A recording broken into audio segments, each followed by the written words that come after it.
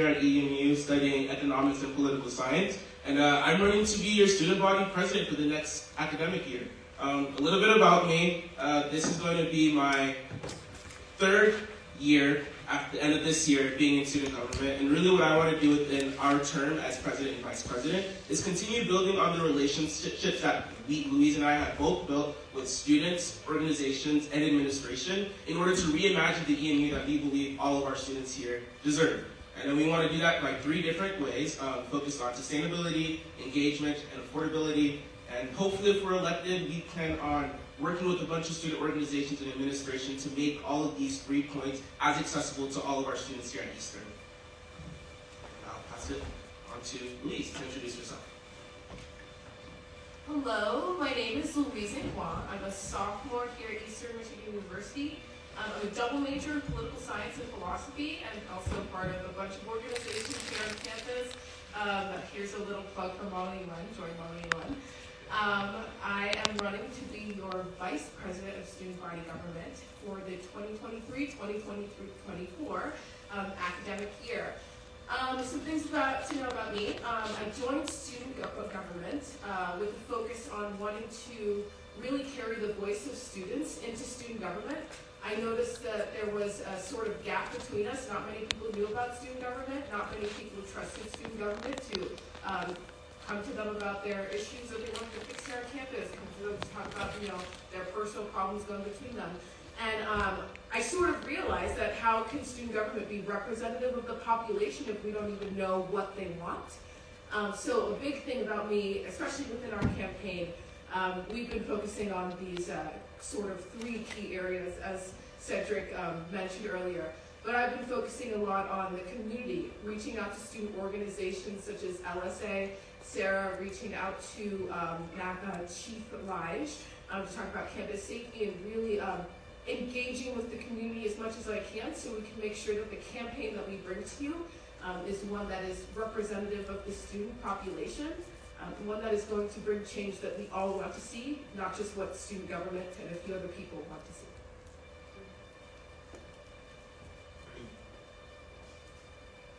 I go now or should I wait? Are we good?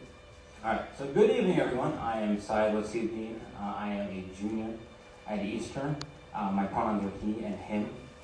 And my platform really focuses on representing all of you, honestly. Because as a STEM student, I am kind of corner in Mark Jefferson. I don't really see many of you in my classes. But the reality is, I've been a resident. I've lived on campus for all 3 years. I've worked on campus, and I've had to take 15 and 16 credits just to graduate on time. And those 3 points have really just helped me realize that we need a stronger voice on campus. And with that in mind, my platform is going to be engagement, inclusivity, and growth, because we really want to push out of the pandemic stronger and better. I'll let my VP talk next. Okay, hi everyone. My name is Ameera Salman. My pronouns are she, her, or they, them. And I'm a media studies and journalism major, a queer studies minor. And I'm running as your vice president of student government. And we are running on a platform of engagement, growth, and inclusivity to really focus on working with all of the students at the school in different orgs, in different areas. I've been a commuter at EMU and I've been a resident. And I think that finding programs to support different students and different kinds of non-traditional students as well is very important to us. So I'm also a member of a few other orgs on campus, which is something I really appreciate, and that's really grown my community on Eastern's campus. So, thank you.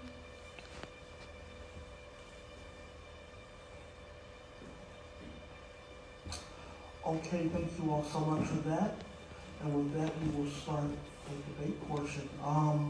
If we can keep our answers limited to 60 seconds. I know we might go over that a little bit with some of them, but if we can, be precise and on topic.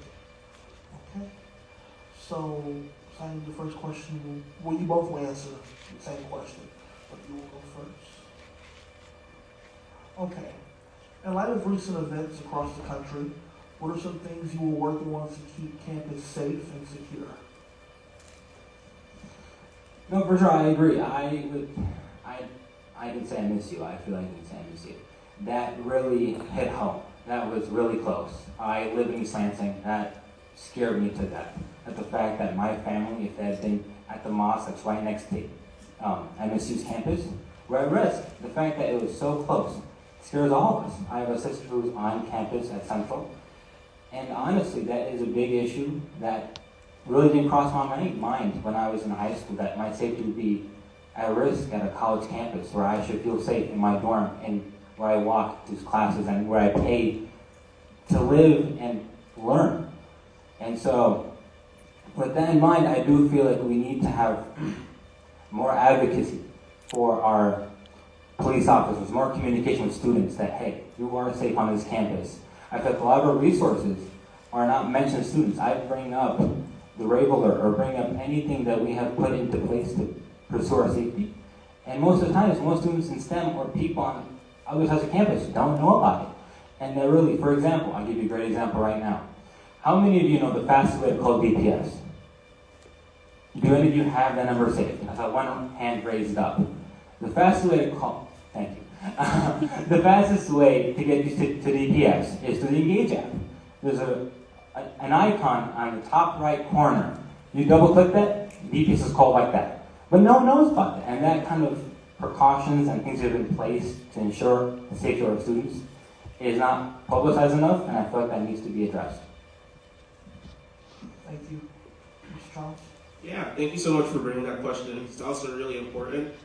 First off, I want to thank Syed for everything he brought up to our attention. I think all of these points are super important, especially the rave alerts, something that MSU missed out on and lacked, I guess, on their end of preventative measures was not having a way to alert all of their students of issues happening on campus all at once. And that's something that we also really want to advocate for, ensuring that all of our students are signed up for their rave alerts. Something that Louise and I have talked about, and something that we've been in conversation with admin as well, is being able to provide wallet IDs for students with resources to important information for people to call whenever you're in an emergency. So how to register for rave alerts, DPS's number, resources for caps and whatnot. Making sure that students are equipped with all of this information beforehand ensures that we're being proactive rather than reactive. Okay. Thank you both for your response to that. Our next question will go to you first. Okay. What do you think is the greatest concern facing the average Eastern student, and what do you think student government could try to do to address that concern? Definitely. I think one of the biggest concerns is definitely something that Louise and I have also put it into our 3 points. Affordability. Through our conversations with students, either on student government base, one-on-one individual base with our friends and whatnot, we always hear that it's hard for students to afford being here, especially in a university that prides itself on being an affordable option for students. And so something that we've been looking at and something that's been super pressing to our students that's been brought to our concerns is parking issues. Parking is an inevitable 30-year contract that EMU and Park LAZ are locked into, and there's nothing much on that end that student government can do to help our students. But something that we are interested in, something that we have been in conversations with, is being able to provide Park EMU scholarships to students, subsidizing some of that cost for those students who need it the most, so that they aren't burdened with the whole financial cost of having to pay $200 or upwards to $200 a semester to park on campus. Thank you. Syed? Would you like me to repeat the question? You're all good. No, I'm for sure. I'm trying to think of how to really start this question off, because problems, we all have our own problems, but I think the problem that I've experienced most being a student in student success is how is campus advocating for us? How do we feel inclusive on campus? How do I know, being that average student who walks to class every day and walks back, that I am unique, I'm different? How do I know that I am going to make change? How am I different than X, Y, and Z? And I do think that student success is very important on campus. Ways that we do on campus is through the advising center, the DEI office, SI, DIT, if you've heard of any of those are more common in science classes. But I do think we need to connect our faculty better with our students and provide information and resources to our students that will better them and for the future and make us better alumni to support our school in the future. Thank you both for that. Okay, and this one will go with you first. Eastern Michigan University is one of the most diverse public universities in the state of Michigan. But diversity is different from equity and inclusion. What steps do you think the student government can take to help students feel more included? How can we bring students to the table? I agree. I honestly, with COVID, people have not been as active in their classrooms or active outside of school.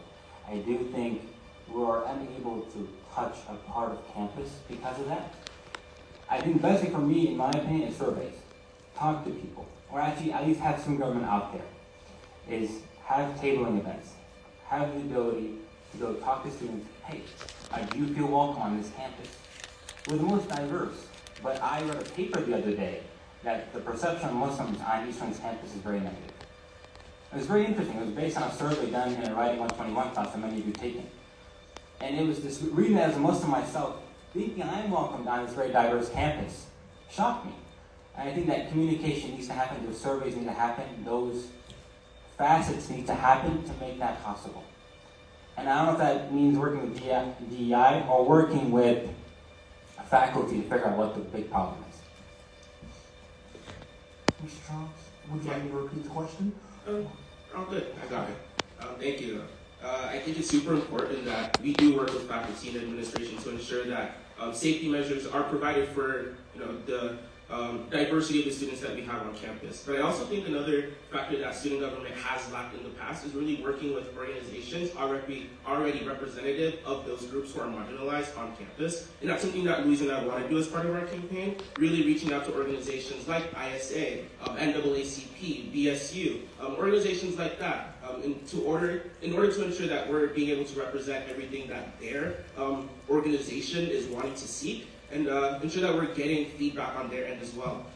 For example, one thing that we have been doing is really reaching out to the NAACP and BSU. Through Student Government's website, we noticed that there was a 10-point block plan that those two organizations created in the past, a few years ago. And that's something that we hope to reimagine in our term. Working with these student orgs to, one, look at what these 10 plans can look like today's date and how we can truly implement them in order to create actual change. Thank you both. Okay, so for our next one, this question came from students themselves. It was formed from students. Many students may not be aware of what student government does. What would you suggest that student government do to make students more aware of the services we provide and just who we are in general? Yeah, definitely. I think something that student government has started, thanks to one of our directors, is really starting to release newsletters for student government. In there, talking about everything that student government has done in the past month, and then what we're looking forward to in the next month.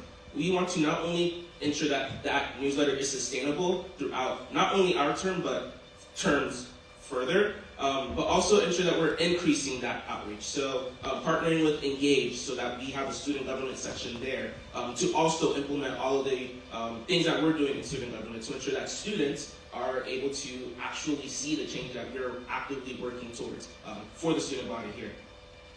Thank you. For sure, I agree. And one thing that my VP's been working on is getting a survey out there to hear from students themselves, which I support greatly, and that has helped to shape our campaign and how we plan to move forward. But I'll be honest with you, the newsletter, the email from the president, all that stuff are all emails. And we know that a lot of students don't read our emails. An email is like 30 seconds that I might delete by accident or something might happen to it. What we need are in-person conversations. What we need are people to be there to talk to us, tell us the problems. And I think that's the best way to tackle that thing is to get student government out there, talking to people, going to clubs as a group, not by ourselves. There's power in numbers, in my opinion. Thanks.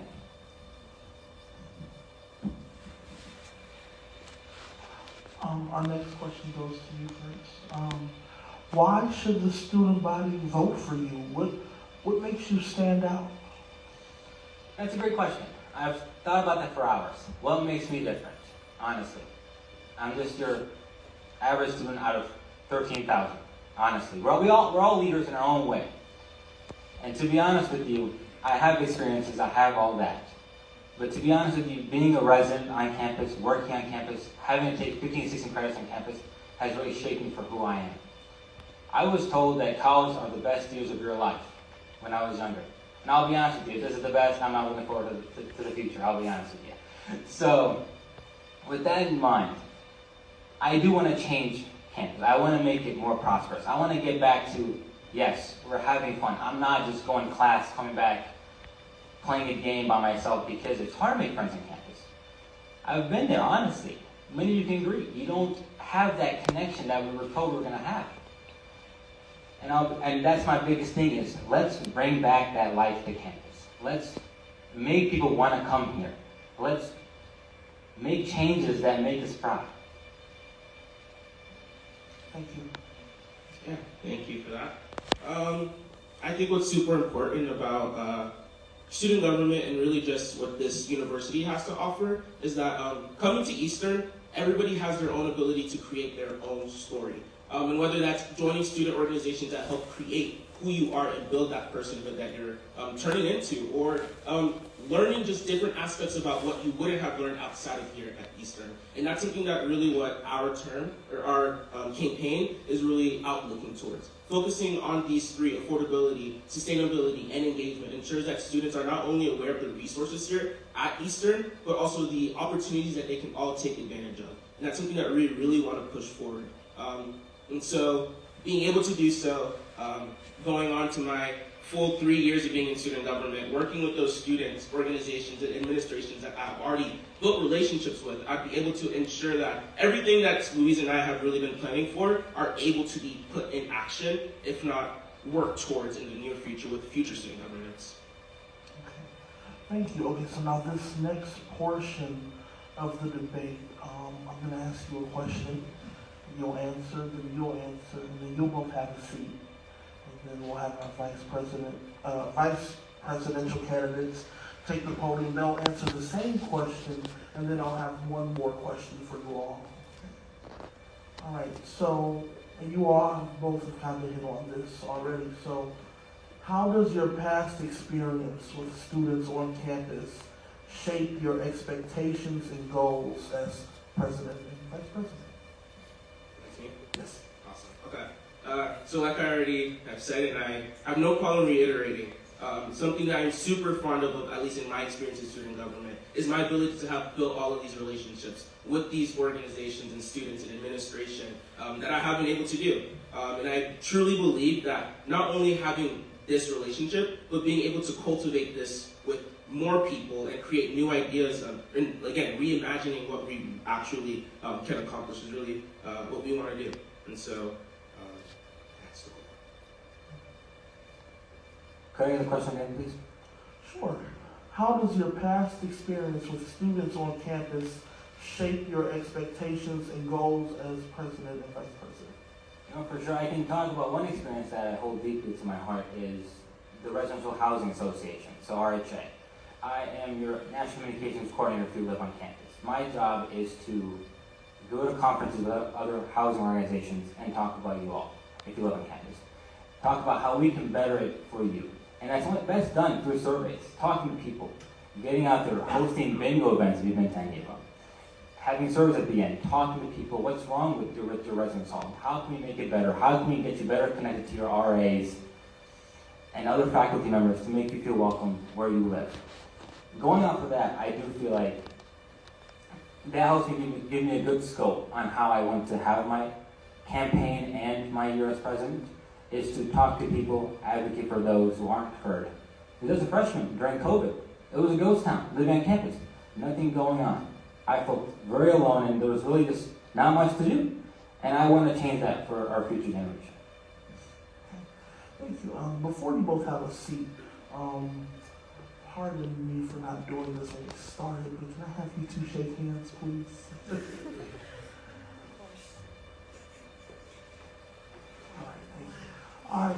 You two are free to sit.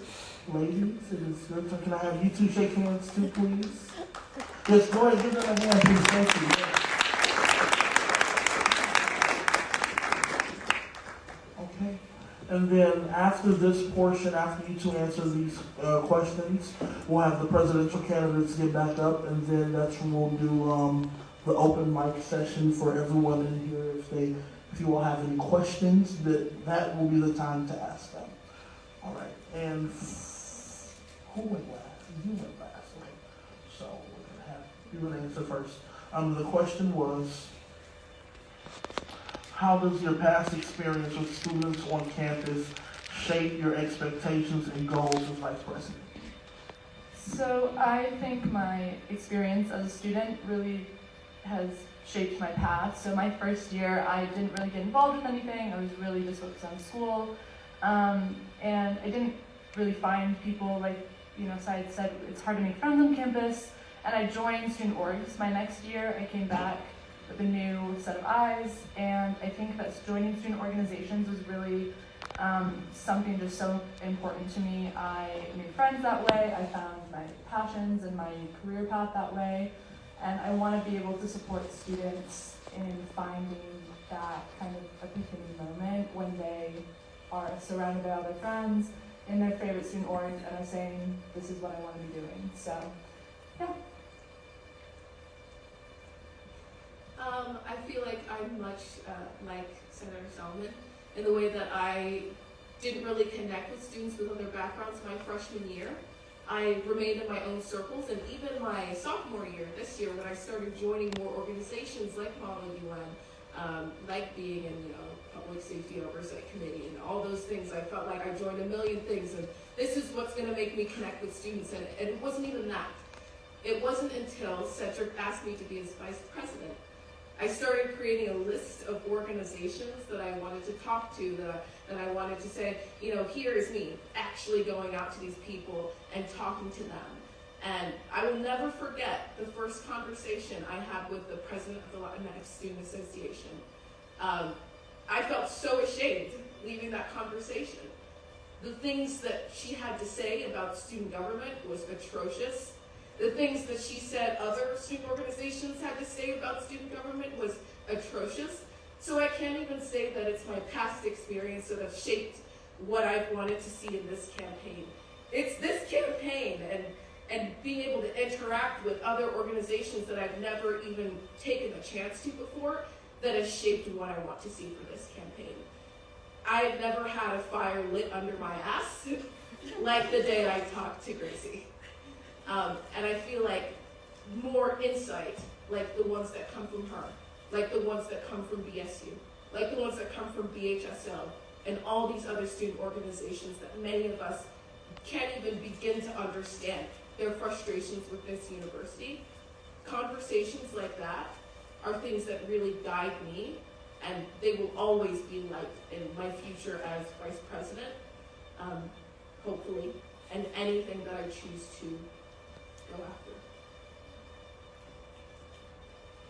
Okay, thank you so much for that. The next question you will answer. How do you plan, if elected, to support your president? This is such an easy question because Cedrick is one of my best friends. When I came to campus my freshman year, I was very lonely. I came here on a scholarship to be on the forensics team, and it really weighed a big burden on my shoulders that I had to be perfect, I had to be good, I had to become a national champion, I had to be a winner. And so I made no friends except my roommate, who's sitting up there. But later on in the season, I did a piece with Cedrick. He actually asked me to do a duo with him.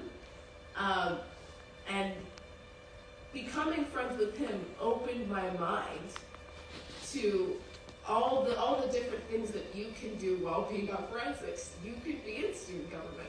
You can juggle a bunch of things. You can work with administration. He helped me become the person I am standing in front of you today. I don't think I would be here if I didn't know Cedrick. I think would be the easiest thing to support Cedrick in anything that he does, to ask him if he needs help, to ask him where he wants to send me. He knows so many people. Tell me who to talk to. Tell me what to be. I will do anything. Being Cedrick's vice president wouldn't be difficult at all for me.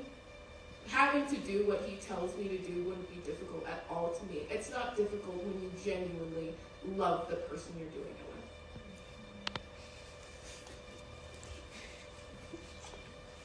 Thank you. Alright, so I don't have a great love story, unfortunately, but Syed and I are friends and we met in Senate.